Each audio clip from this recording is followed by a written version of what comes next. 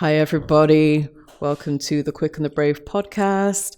I'm Marianne, and today I have the absolute pleasure of putting hand sanitizer on with and speaking to Hernsy. And the crowd goes crazy.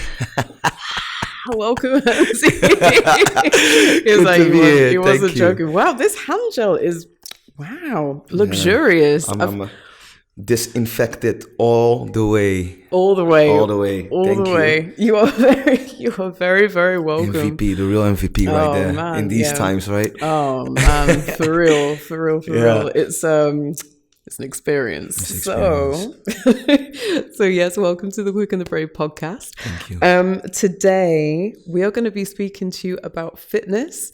You are a fitness coach. People might know Hernsy from various gyms in and around Amsterdam. If you happen to have been to Dubai lately, then you may have also seen some of his classes in the United Arab Emirates. But today, what I'm going to speak to you about is basically you're helping us to develop a fitness series called Let's Get Active. Yes. Because obviously we're all very aware. Staying active is really important for mental health, and it's particularly important during lockdown when we can't get around as much as we normally would. Before we kind of get into the subject of Let's Get Active, I want to find out about Hernsy. What's Hernsy saying? Let's see. Come on, let's do it. Yeah, man.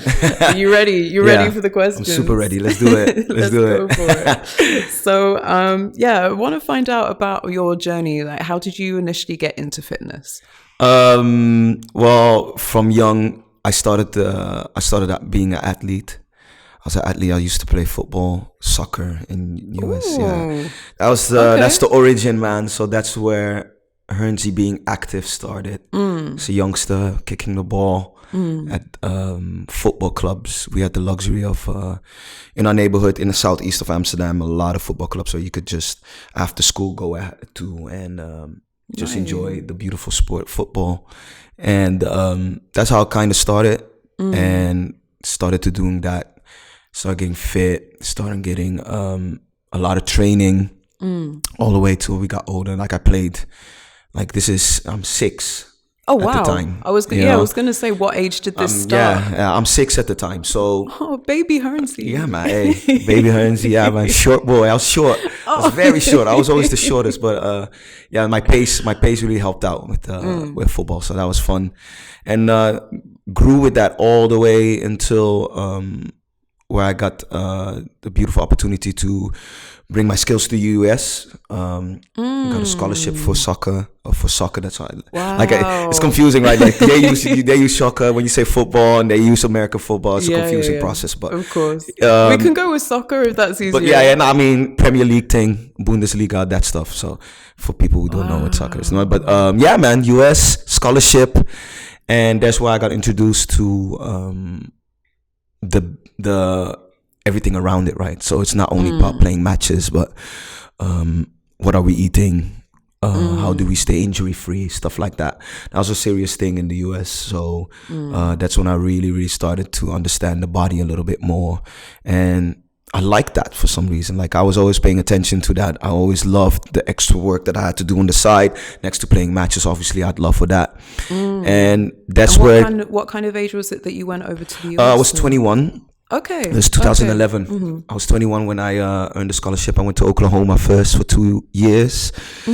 And I transferred to a different school, which was in Florida, Tampa, to be exact. And I got to play some soccer there as well and study on the side. And sports is a big thing in the US. So you got the whole treatment, like facilities were top notch. You had a whole team, a medical staff, but also coaching staff. And just that was just more than I was used to. I never had that until I went to the US. So a whole new world opened up for me, and I was really, really, really interested in the training staff that was responsible for keeping us fit, keeping us on par, keeping us injury free. That kind of, I really, really, really enjoyed doing that stuff next to obviously playing matches and stuff.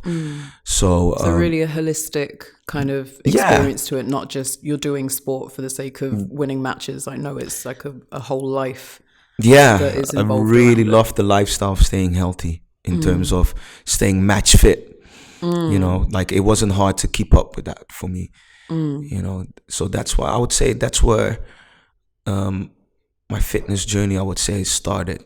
At the tender age of 6 in tender age of 6, right through before to it was just Oklahoma for the play, for the fun, right? To be with mates until it got a little serious when it really mattered that you won championships and stuff, and then that's when the big teams of medical staff and coaching staff comes in. So yeah, man, it was beautiful. It was a beautiful thing, honestly. Wow, yeah, man.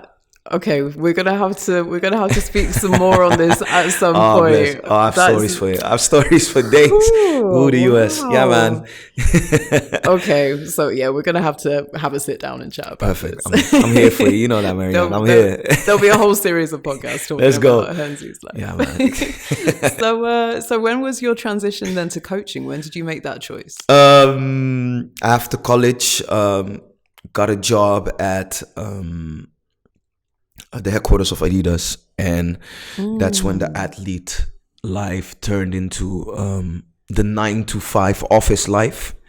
And then the only fitness that what I was doing was I made a transition to track and field. Another story for another day as well. Wow.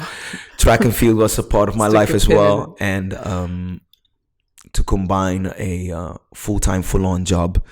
The job that I had at Adidas was pretty hefty, at a point that sometimes you needed to work from home after work and stuff like that. So it was hard to combine sports and my job at Adidas at the time, at the same time. So it was hard to find that combination. But bring it back to your question, sports kind of disappeared out of my life, and I was just doing my job pretty much, waking up, going to the office and going back. I would say the only sports that I was doing was once in a month my mates would come together and we'll have like a good old fashioned 4-against-4 pavement on the street football just with a couple of mates. Or I would just go to the gym and start pumping some iron, some curls here, some chest press there. But it wasn't the same. And I really felt something was missing in my life. Yeah, because that's a big shift. That's a massive transition from being so active to basically sedentary office. And the funny thing about it is you don't realize it. You just make that shift without realizing that something that was a part of your life, like forever, is all of a sudden gone. Like movement in terms of really running and really going above and beyond in terms of getting better, competitiveness, that kind of stuff just disappeared. And after a while, I would say a good 6 months, I started to realize that. And I wanted to find that back. And I found some love in long distance running. At first, at long distance running. I did sign up to play for a football club again on amateur level, but it wasn't the same after having the taste of the level that I was playing in US in. It wasn't the same. So, make a long story short, I know I'm like going all this way. Complex story. It's a complex story, but good friend of mine, I was out there jogging, and I was living in Kinkerstraat in the west side of Amsterdam at the time. Nice. And I was just going for a normal stroll, good little jog, 5K. And I stumbled upon a big signing, good branding, and it said Row Cycle Studios. And I was really just intrigued by their branding, like it was out there. So it drew my attention, looked inside, saw the descriptions, indoor cycling class. And I was like, because I knew at Adidas they had these group classes with indoor cycling. But I was just drawn about their concept that they just had cycling and that's it. Like I never seen something like that before. So I did some research and I posted it on my social media channel on Instagram. Like I passed through the studio. Anybody knows about it, I would like to go. Who wants to join me? She reacted and we actually both went to a class together. And that's when we actually fell in love with it. Their concept was very cool. Dark room, few bikes. I think you've been as well. And music just blasting like it's a nightclub. And for 45 minutes, just sweat, indoor cycling, riding to the beat. Instructor that instructs you, that motivates you to keep going. It was just a beautiful thing. I really fell in love with it. Like it was love at first sight. Like I want to do this more often. And after this was kind of like 2017. This was 16, late 16, early 17. And after doing that a few times with her, one of the instructors, the owner was also an instructor at the time, stepped up to me after class and said, hey, you got pretty good at this, because obviously cycling is not something indoor cycling classes, and they were doing upper body movements, choreography, dumbbells, and it takes a time to get used to that, and after a few sessions, I would say I got the hand of it, and he noticed, and he was like, yeah, you're pretty fit, and I think you'll be a good fit to be a trainer. I mean, one ear in, other ear out. I'm like, I'm not going to be a trainer. What are you talking about? Exactly. And I'll actually said it to her, and she got the same thing. So I think they were heavily recruiting at the time. And a couple of days later, they posted on their Instagram that we were holding auditions for instructors. And she said we should have a go. Actually try to have a go and actually do this. And she convinced me to go with her. We did the auditions. And as soon as I stepped on that stage with the microphone and did my audition, I kind of found what I really, really, really, really loved. Wow. It was just a magical moment. Like a full-on epiphany. And when it was like an action, and I just got into this mode and did everything I could, to impress them in terms of I could be a good coach out here, and it worked. That's amazing. That's dope. Yeah, because I went to a few of your classes at Rose Cycle before you went to Dubai. And every time I was just like, oh my God, it was almost like a kind of a semi-religious experience. Oh man, I appreciate it, man. No, for real. I really mean it, because you're so motivating that people you kind of forget that you're like, oh, everything hurts. Yeah. And then it's kind of like a combination of endorphin rush with super motivating like preacher figure. I'm just like, wow. Oh, man, that's what it's about, man. Yeah. That's lovely. Yeah. Like, do you remember the first class you ever gave? How did that go? After this audition. Hey. I know there's a story My first ever class, 2017, so I got through the audition. There's a training process, obviously, need to know the bits, safety precautions, but obviously also format of classes, how do you teach a class, all of that. That's just a big intensive training period. And at the time I was working full time, and after my job I was going to Rose Cycle and training to become an instructor. Like they had that little academy going on, and they gave me everything they had, But at a certain point, you gotta let the training wheels go. Like everything is easy when somebody's looking at you and saying like, okay, this is wrong, tweak this. But when you're on your own, it was go. And I was lucky and blessed enough that a lot of stuff came natural to me. It's a piece of entertainment in these classes, and I was always interested in entertainment, and I watch a lot of things of entertainment, like people on stages, theatrical, comedians, how they make it's like a show, it's a performance, and I love that stuff. So me watching that stuff, you automatically just take bits of that and you just implement it in your class. Like essentially it's a stage, you are on a mic and there's people looking at you.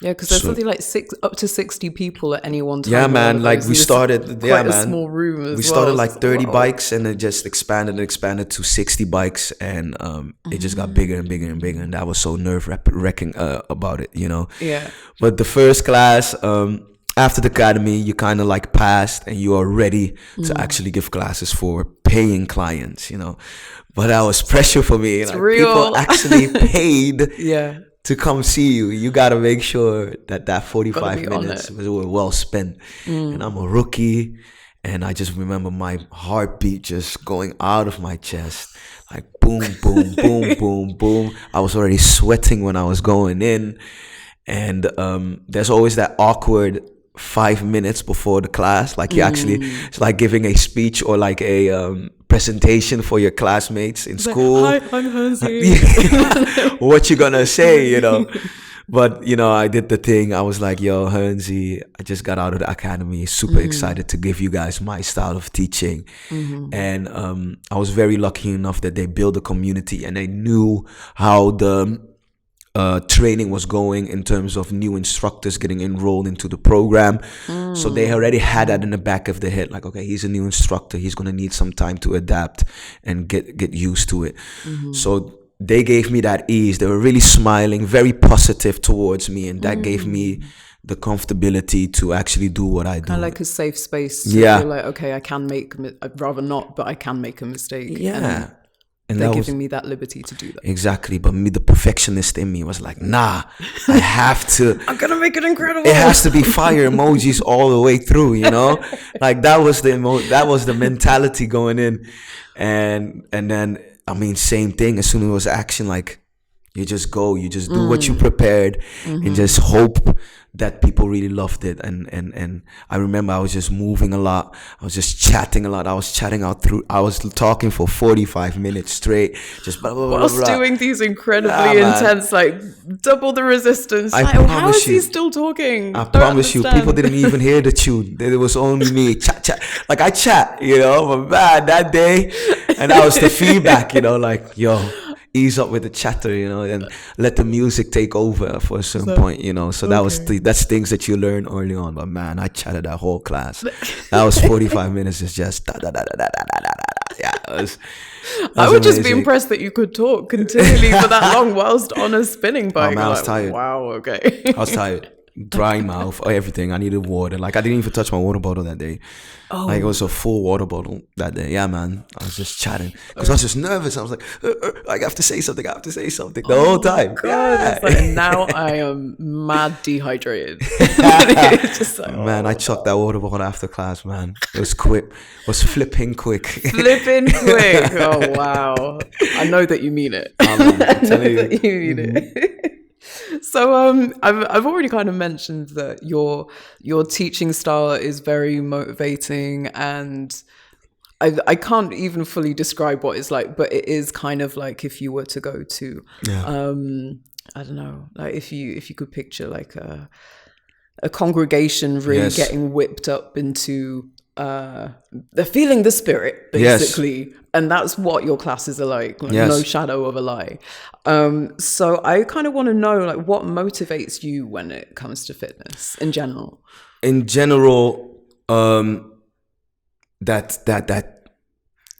feeling of accomplishment, something like you actually made a decision before this whole thing started, like, okay, I'm actually gonna go and try this thing. You don't know what the results is gonna be. You actually going in and actually doing it, maybe not at the best of your ability at first, but the fact that you made that decision and you're coming out and I love it. Like, I try to remind people of it, but a lot of instructors, make sure you're reminded of what you actually did. It's not an easy thing to go into a cycling class for 45 minutes and just keep going, and especially at that point when you almost want to give up and you just trying to keep going.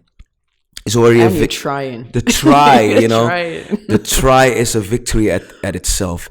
So that feeling of accomplishment, going out of the workout, it's just a great feeling. That post-workout endorphins that you get, it just gives it's just that fuel that you need to go through the rest of your day. Whatever stress that's waiting for you outside that little outside that little moment that you're working out, and whatever you left waiting upon you, I hope always that workout fuels you to face that, and I always get that. When I have a bad training, the motto is, at least I went to training. Like a bad training is better than no training, right? So like stuff like that. So there's always something that you can grab out of it that will make you overcome something that you have coming up for the rest of the day.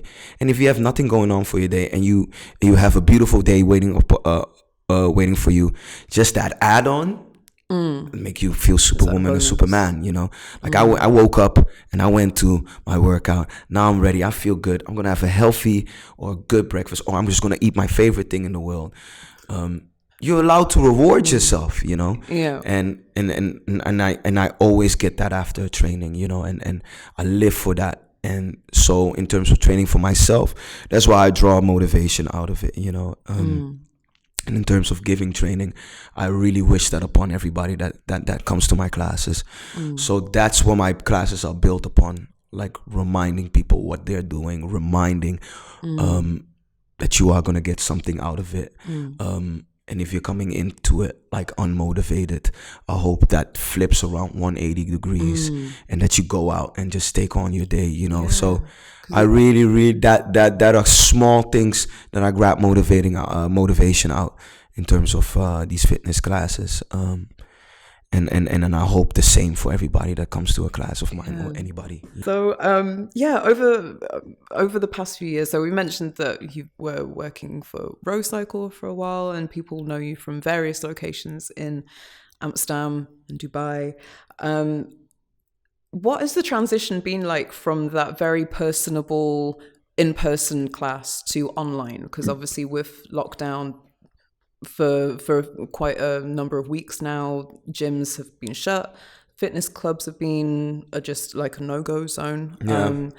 What has that shift been like, doing everything digitally? Well, at first I was so against it.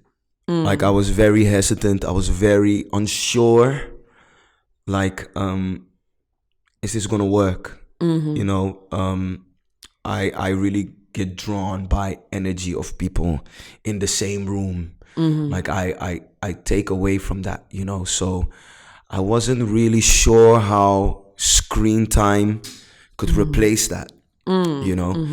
And to be fair, obviously the lockdown happened and the early adapters started going on live Instagram, and it got really, really, really, really crowded in terms of on my social media, you know, with live classes and tips and tricks by trainers in the industry, which I actually love now. The fact that you're contributing, you're just doing your part to help, you know, and that's what I'm realizing. But at first I was really hesitant about, should I be adding on to this? There's already enough. Do I add on to what is already being said? You know, and I was quick to realize that I do have something to say as well. Like my perspective of things is unique than your perspective of things, and that's what I had to realize for myself in order to have the confidence to actually step in front of my phone and actually hitting that live and just going at it. But it's also a much larger audience as well that you're potentially tapping into than, say, a class of 60 people. So if you had, say, 2-3 classes in a day, you'd be reaching 120, 180 people. Yeah. But then, like, what kind of, but putting you on the spot now, but like how many people typically are you seeing join in your Instagram lives? Yeah, it's different. It depends on the platform, obviously. But for instance, right now in Amsterdam, I'm currently giving classes for People's Place Gym, which is the gym that is attached to PVH, which takes care of Tommy Hilfiger and Calvin Klein. They, for instance, have a little community build up on them from people that go to their classes. So classes with that, it's around 30 to 40 people, you know, which is special because those classes that they had at the facility, they can only hold 20 people max. So now you're seeing audiences being bigger in classes, you know, like pretty much the audience is your world. Everybody can choose to just drop into your class and participate, you know, and there's a whole online schedule going on for them that people can actually check, like, okay, this time, this type of workout. They're offering different kinds of workouts.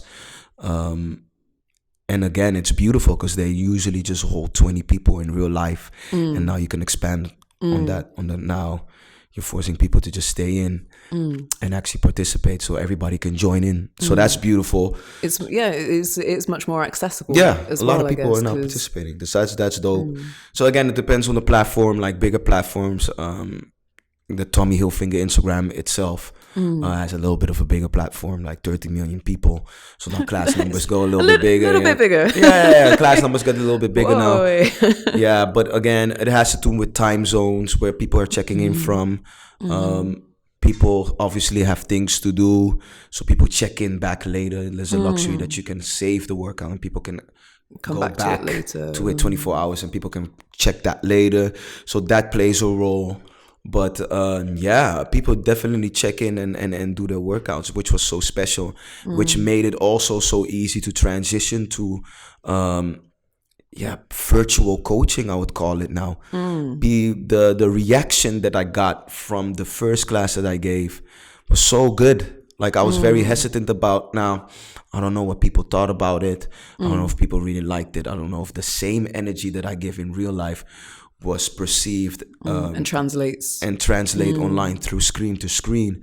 But the reactions that you get after, people do send you a message and really are grateful for the fact that you got them moving.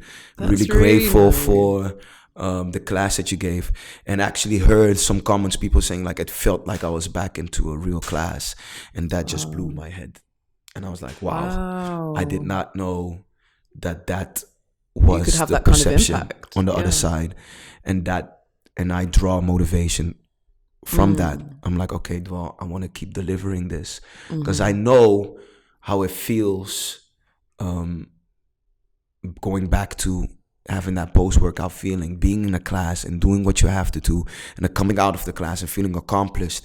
If I can give you that same feeling, but we're not physically together, then we have to do it like this. And if the times are telling us now that this is the new way, at least I'm still giving you that feeling. And I can go to bed and rest peacefully and say, like, you know what, I again delivered what I always want to deliver to people, So that's a beautiful thing. So with that, going to online coaching has become very comfortable. Now the new motivation and the new drive is, how can I perfect this way of training? Because it's a whole different type of training. It's a whole different type of interaction with people, so how can I perfect that craft? Do you think it's something that even once gyms reopen and things are back to some form of normality, that you will continue with those online classes? I think the way that we are going to now is, I think we need to respect everybody's opinion in terms of, like, the government is now giving guidelines in terms of how we're going to live in the next month, the rules, how we're going to live in the next 2 months and 3 months, right? Like, the rules apply. They're going to say, like, okay, a group of 30 people is allowed now. Hence, there's the 1.5 meter distance measuring, like we're doing right now, going on, right? So, yes, the government can say that. But if Monique, that is at home, is still a little iffy about the fact that there's no vaccine that is really healing us from COVID-19, and she's not really comfortable with going to a group setting, that shouldn't take away from her to go work out. So gyms can easily go away from the virtual classes and then say, you know what, we're allowed to have people again. We're going to have classes in real life, but then stop the whole online thing. And now Monique can't work out anymore because she's scared to go outside, but they stopped online classes. So I think we should be thinking about the combination. So have the people in real life, but also have your camera set for those who are still staying in and still being precautionate about the fact that there's not really a vaccine. We don't really want to go outside just yet. So I'm just going to do this workout from my living room. So with that being said, let's get active. Oh, what happened here? Oh. Segue. Segue alert. Segue. What is that? At BBC Radio, they have that bomb. Who is that? Is it Charlie? Well, it was originally, it was Tim Westwood. Tim Westwood. Oh, he's the OG? Yeah. Oh, he's the OG. Okay. All respects to the OG. Tim. Yes, Tim Westwood. Tim Westwood. Bless. Yeah, man. Yeah, I mean, I haven't dived into the history. I'm just but Charlie Sloth also. But for me, it's always going to be Tim Westwood. Big up both to them, man. Big up. Wipe a tear away. Yeah, man. So obviously people's habits are having to change. So when it comes to fitness, we wanted to work with you to develop Let's Get Active. So it's a series of workouts that are suitable to do at home. let me get my notes. So I wanted to speak to you about why it's so important to stay active right now. Yeah.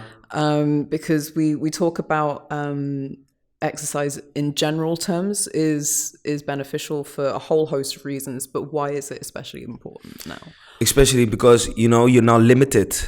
You're very limited in terms of movement. Exercise starts from your 20-minute walk, or your 20-minute commute, or your 20-minute bike ride to wherever you actually go. Because of the lockdown, where we're being asked to stay home as much as possible, that movement even disappears for a lot of people. And we want to make sure that we keep our movement going. We want to make sure that we get our 20 minutes to 30 minutes of movement or exercise in. And even when that disappears, we want to find ways to still keep moving, And I've been blessed with obviously teaching classes. And there are a lot of movements that you can do that don't really involve equipment, that makes sure that you don't bother your neighbor downstairs with jumping. Do you know what? That is really something that I'm so concerned about, because I know that the downstairs, we have the luxury of living at the top of the building. So anytime that I just don't want to disturb the downstairs neighbor. Yeah. So just every workout I'm finding, like, no, it's too much jumping. Yeah. It's way too much jumping. Yeah, man. And we're eating, and I'm not going to even lie. Like, unhealthy eating is also a thing. Like, it's easy to grab a bag of crisp now. Stuff like that is very tempting. And if you don't do the necessary in terms of movement next to that, health-wise, that could be, it's not going to be a benefit for you health-wise. I really want to make sure that people get their proper movement in. And because we are so limited in that, we want to make sure we create ways for people to still get the same amount of exercise that they would have when they go to any exercise of their choice, but then they stay limited within the movements of what you can do at home. So I'm very excited to start the Let's Get Active series, in respects of where everybody lives, in respects of where everybody is currently at, which is at home in quarantine, making sure that we keep moving, we keep working out. And we keep smiling, we keep the vibes, it could be very lonely. Movement is such a blessing. And when that gets stripped away from you, you really feel it. You really feel it. Even things like down to, say, if you're able to work from home, but you're on a laptop all day, and then your shoulders are all... Oh man, the stiffness. Horrible. Stiffness. Really horrible. It's bad, Like, I know for a fact, like, you want to make sure that you stand up and walk around a little bit after sitting for a good 4 or 5 hours back to back in laptop position. I want to make sure that you want to make sure you're moving, And I'm not saying go through a whole boot camp, but the mobility. Yeah, I know. Because the downstairs neighbor will not be thrilled with that. Right? Yeah. Like, the whole mobility thing, just make sure you give yourself a little shoulder roll once in a while, or a neck roll. It starts from there. Like, it's you gotta move, man. You gotta move. There's a lot of advice about setting a routine in general at this time to try and get some kind of sense of normality. Can that also apply to fitness at this time? Oh, 100%. As we mentioned before, going to a workout could be hard enough, before COVID-19. I know people had a rough time with motivation to going to the gym, and actually going to the workout. So even in quarantine, when that's limited, I can understand that it's really, really, really, really, really dragging for you to actually set your space at home, set up your phone, and go at it on these live classes, or on your laptop, on the YouTube or Zoom, wherever you choose to work out on. I would say, in terms of routine, I like accountability. Accountability is huge. When you have your little online tribe, like, you could have a little WhatsApp group and tell each other, like, all right, 4 of us from home, set up a little Zoom Zoom date thing and actually work out together on the same workout that you guys look at YouTube. But now you're not doing it alone, you know. And create that sense of community with it as well. You know, and obviously because of the fact like you don't see each other in real life as much as you used to, it's also a nice little moment to catch up, and you still feel like you're together somehow, some way. So setting something up like that with your friend, challenging your friends to 10 push-ups a day, Instagram thing, challenges. I love it, man. Like, I love the fact that people are really like tagging people and saying like, okay, I challenge you to 10 push-ups. Like, it forces you to do something, you know. That little bit of accountability creates a beautiful movement, a beautiful community that keeps moving during this time of limited movement, you know. So I would say that's a huge one, accountability. Like, create your tribe. Motivate each other to actually wake up in the morning and do the little yoga thing or a little boot camp thing. Either you do that on a schedule that a gym posts on their social media channels, or you choose to go on YouTube and find yourself a beautiful training and set up your whole laptop and move together, you know. You find your tribe, man. Find your tribe. And there's plenty of people who are trying to actually, you know, work out. So if it's your mates, there's a beautiful community that is still going and challenging the world to do some movement, you know. And you can join in challenges that's online as well. That will force you to do stuff, you know, instead of just going by your day, work, eat and sleep. Add a little bit of movement to that, and your future self will thank you a lot. You know? I'm telling you, it's good. Very good. I'm trying to internalize. I'm telling internalize you. This. I'll make a community. Okay. I'll make a community. Okay. The tribe. The Hernsy. The Chocolate Thunder Tribe. CTT. Yeah, CTT. Oh man, I see the t-shirts coming, all of that. Oh man. Ideas. Can I have a little bell? So please. We're just brainstorming now. This is going to be amazing. Oh CTT. My God, there's going to be merch coming to a neighborhood near you. So beautiful. Yeah, man. Like, if it has to come for me, like, I promise you, man, I can definitely throw some challenges out there for you. Okay. For you to keep you moving. No problem. Okay. No problem at all. Let's do that. Yeah, man. Let's do that. Done. Done. It's already done. Yeah, man. Yeah. I like this. So we've spoken a bit about motivation, and I think a big part of that is setting goals as well. So I think I'm probably fit into this category of someone who would love to be consistent with their fitness, but just doesn't know how to. I don't have the vocabulary to do it. Yeah.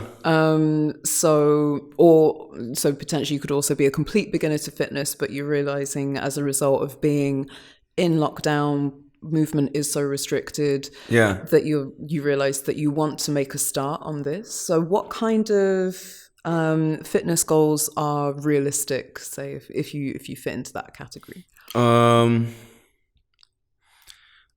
This is a hard one because everybody has a different spark, right? But the most common one that I always see, and till this day, I'm even like struggling with this, and I think a lot of people can relate to the fact that they're not living to expectation in terms of they want to work out, they go to the workout, it didn't go the way that they wanted it to go. Like, it was too hard. I'm not strong enough. It's really easy to get down on yourself because of the fact that you felt that you didn't get what you wanted out of the workout. And it has to, and that has to do with the fact that the goal or the vision that they set upon themselves in terms of their workout is huge. Like, people who never go running want to go ahead and go for 5K in a good 30 minutes. Like, but and they will not accept the fact that they went running for a while is already a victory from itself. That you never went running and all of a sudden you went running. So bring your expectations down. Like, start with, I'm gonna go out for 10 minutes today. even though it doesn't feel like you went through a whole sweaty workout, you are building up towards becoming better within that workout. So start nice and small. Accept that you're not good at it yet. Except like you have to crawl before you walk. And it is very hard to get discouraged, especially these times where people are very proud of their accomplishments in terms of fitness and like to share that with their community online. So you can get very discouraged by seeing, damn, he did a 10K in less than an hour. I couldn't even finish 10 minutes of running. I can't do that. I'm going to stop. Understand that it's a building block. 10 minutes turn to 20. Then a week after that, a month after that, you push that to 40. And even I do that as well. Like I put a lot of pressure on myself and I feel like I should be able to do that. And then I just overdo it. And then you end up getting injured and that will stop you from moving at all. And that's what we want to prevent. We want to make sure that we stay in our lane. Stay in your lane and build upon it. Get better and then use the knowledge that you get out of the journey to use to motivate others that have the same problem as you. Yourself, in terms of yourself, like, I thought to start with 30 minutes of running and at a super fast pace. And all of a sudden, I didn't like what I did because I didn't do what I expected to do. So build upon small victories to win the league instead of thinking that you can win the league in one match. I would say. Yeah, because I think maybe with goal setting, there's a tendency to, like you say, to put too much on your plate at once. Yeah. Because when we think about goals, it's like, I have to be halfway to winning already before I've even won. Man. Yeah. Right now. And it's good to have goals. Don't get me wrong. And it's good to have a big goal, dream big, but I need you to be realistic about it, And you have to be honest also in the fact that, is it because did I do everything I could to reach what I wanted to get out of my workout or to reach what I wanted to get out of my run? Did I did everything I could, or did I get distracted? Is it because it's a lot of things? What did I do yesterday? Or I set a goal that I wanted to run 5K on Monday, but I had a wine night on Sunday, and Monday's training went really bad, right? Wine night, right? Why? And you get disappointed on the fact that you didn't do well. But you had wine night the day before. Understand that it's a whole process. You want to make sure you're well rested and ready for it. Set yourself up for success. Yeah, set yourself up for success. Exactly. That's exactly what I was looking for. And then make the judgment about the fact did I do everything I could to reach that goal? So set yourself up. Make sure you do everything you can and be realistic. You're not going to run a marathon in a month. Ease up. You're going to injure yourself. Start slow. Small victories, small victories, step by step. Patient, and before you know it, you're out there killing it in the Vondel Park with the form and the speed, bashing through pedestrians, dogs running after you, with the smoothness. Yeah, I'm telling you, I'm telling you that, man.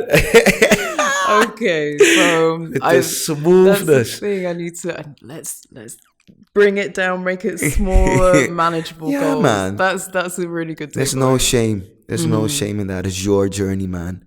It's your journey. Everybody that was running like that started nice and easy as well. But they build up upon it, and you can do that too.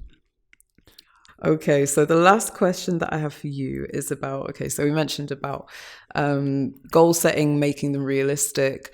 Say, for example, you've been consistent setting yourself these little goals for a few weeks, but you're not necessarily seeing the results that you would want to see, say, physically, but you still feel you feel a difference inside. Where does happiness come into the equation with fitness? Because I think so often we put so much focus on the physical output from exercise, but not really the mental well-being. Yeah. Could you talk us through that? it starts with you want to take the mindset away from physical. Like a lot of people are really focused on, I want to have pecs, I want to have a six pack, everything tight. Everything needs to be tight, and that's always the first question that I get as a trainer. You're like, yo, Herns, how do I get abs? Hey, Herns, how do you get bigger muscles? And I need you to, it goes deep within, like it's a topic of self-love. Like, accept who you are. I understand that you have goals. I understand that you want to see some changes in terms of body transformation, and it will come when you do the right stuff, but I don't need that to be the focus. The focus should be on, am I happy in my head? Do I love myself? Am I comfortable in my skin? That needs to be shifted to that side. And that's what I like about the way that I teach, not to big myself up or anything, but you can. Okay, you can. Big up Hernsy, but you know, it's legit, it's valid. I really, really, really, really, really, really focus on not mentioning, all right, we're gonna get abs from this, you're gonna get bigger from this, and replace it with, you're gonna feel good about this. You're gonna walk out and you're gonna feel like a champion about that. Like, that's the type of encouragement that I try to give in my classes, because I feel like that's when the focus is there. Because if you're truly comfortable in your skin, you don't care about having abs, I guess. You don't care about in terms of how your body looks, because that self-love is so huge. And I try to preach that. Be happy of who you are. Be happy of what you accomplished in your life. And you're moving. You're doing this workout. You're giving it everything you have. You're not giving up. You're not giving in. That's the person who you are. And anything that will come your way will get destroyed. That will try to slow you down. Stuff like that I try to encourage in terms of workout. So my whole thing is a whole mind thing. And then you are gonna, if that's your goal, you are gonna lose weight. If you're doing the right stuff, if you're moving, you are, but because of the fact that wasn't the focus, you're not every day, like, throw your skill away, stop weighing yourself and just move. Just I'm glad move. you say that. I don't have scales. I have no intention of buying them. you are gonna go to the gym, you're gonna stand on your scale, you only see a gram left of it, and you're like, raw, I killed it today, I was sweating like crazy, but I didn't see the change. That's going to slow you down. That's going to disencourage you. Again, throw it away and just move and focus on feeling good about yourself and working on that part of yourself. And I promise you, at a certain point, you're going to wear your dress and you're going to understand and feel like, oh, there's a lot of space in my dress. Like, I have to throw it away. And that's where the real victory comes. That unexpected realization that, I actually did something in terms of, I wanted to lose weight, but I didn't really focus on it. But it happened automatically. And in my mind, I'm good. And I'm going to take on life with this attitude, And in terms of and if you want to build muscle, again, just do it for the fact that you're moving and that you're getting stronger. You want to get stronger. You want to feel better. You want to be confident in your skin. So if muscle building is your goal, just keep on doing it. Add on upon your weight. Make it a competitive thing. Today I did 10. Tomorrow I'll do 12. But don't focus on how big your pecs got because of the fact that you picked up 12 instead of 10. I think that is the cheat code to a lot of things, obviously, but definitely in fitness, that's the cheat code, man. Like, don't worry about the body appearance. It's there. Be comfortable with who you are today. And be proud of yourself that every single time when you come to a session that you're killing it, that you came there and you did everything you could to make something out of the session, even though it wasn't the best session in the world, you still came and got the best out of it that you could give today.